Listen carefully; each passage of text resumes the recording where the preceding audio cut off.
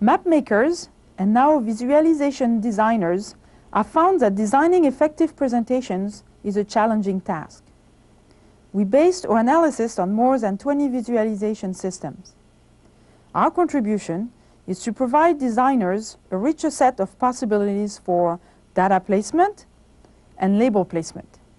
Screens often feel too empty, too crowded, or even both at the same time.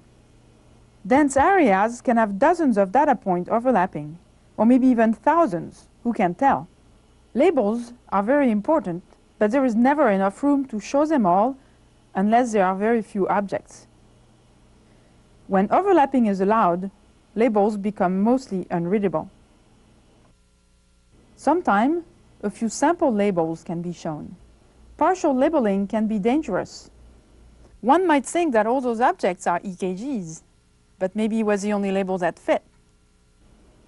We use LifeLines, a personal history visualization system, here using medical data, to illustrate a series of label and data placement techniques. Using the familiar metaphor of timelines, LifeLine takes advantage of our ability to visually analyze information-abundant displays and facilitates access to the details in the record. Let's look at some example data. The medical record is summarized as a set of lines and events on a zoomable timeline.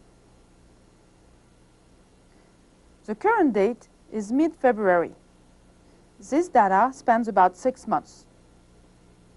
Aspects of the records are grouped in facets: problems, allergies, diagnosis, labs, imaging, medications, etc. Problems are shown as lines. When a problem becomes inactive, the line stops. Here the patient quits smoking. Color can be used to indicate severity or type. The severe headache and seizure problems are red because their status was marked as alert. Severe allergies are red as well. Similar diagnoses are grouped on a line. The migraine line shows all dates where a migraine diagnosis was rendered. 2 lab results are shown. One stands out in red since its status was abnormal. Drug class has been used to group medications, with each mark representing a prescription date. The first glance at the lifeline tells that this patient has been in the office about every 2 weeks. It shows a series of concurrent problems and multiple medications. Correlation and its absence can be sought by scanning vertically and horizontally. For instance, it is suspicious that the constipation was closely preceded by a meperidine injection, or after noticing that the Dilantin prescription has been continued, one can assess how long ago the last blood level check has been done and decide if it is indicated at this time. Several means of interaction allow users to explore the record. I can zoom in and out or pan with a slider at the bottom.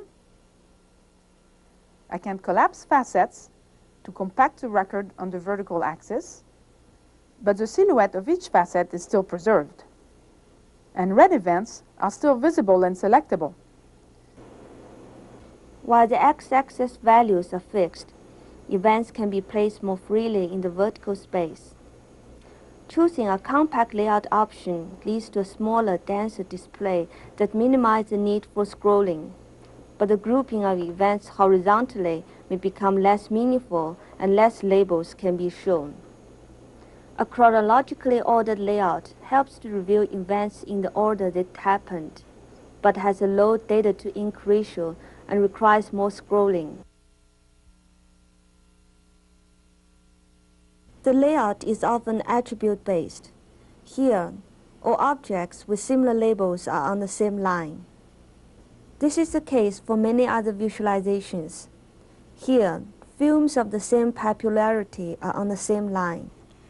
Techniques or zoom values can be different for the focus and the context, possibly deforming the space. All those layout algorithms can be applied dynamically or not. If the algorithm is ignored as we zoom, objects are kept in a consistent Y position. If it is applied dynamically, the blank vertical space is reused to show more objects. Another way to deal with large records is to allow summarization of the events. Our data architecture allows a set of events to be recursively aggregated and replaced with summary events. For example, this series of atenolol and propanolol can be aggregated as beta blockers as we zoom out. In a different record, this series of labels, flu, bronchitis, pneumonia, are summarized by pneumonia when I zoom out. And events could be summarized as well. Data and labels can be filtered dynamically. Here, a simple text search for migraine highlights all the drugs whose indication was migraine, or complaints explained by the diagnosis migraine, etc.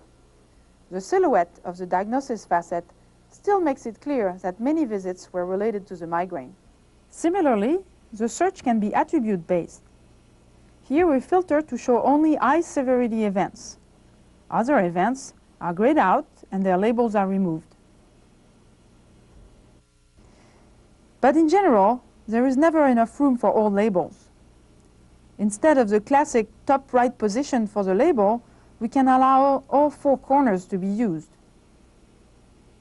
We can add connecting lines to disambiguate, or we could change font size. We can truncate labels to show more of them.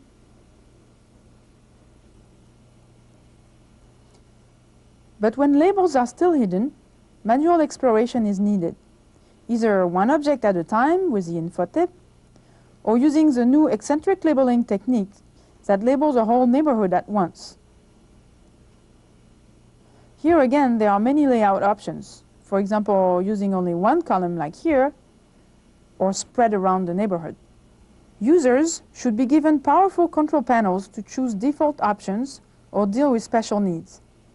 But more importantly, we are starting to develop metrics to aid the evaluation of the placement algorithm and their combinations.